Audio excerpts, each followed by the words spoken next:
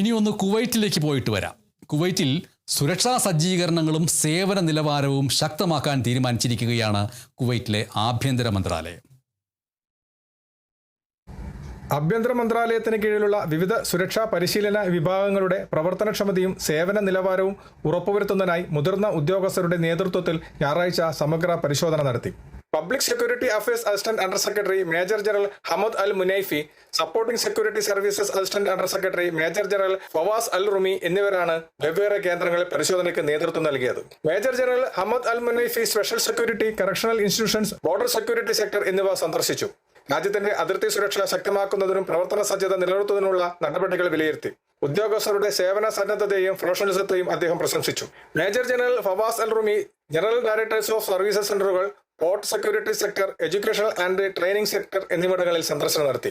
Kuwait അന്താരാഷ്ട്ര വിമാനത്താവളത്തിലെ സുരക്ഷാ വിഭാഗങ്ങളുടെ പ്രവർത്തനവും ജനങ്ങൾക്ക് നൽകുന്ന സേവനങ്ങളുടെ ഗുണനിലവാരവും പരിശോധിച്ചു.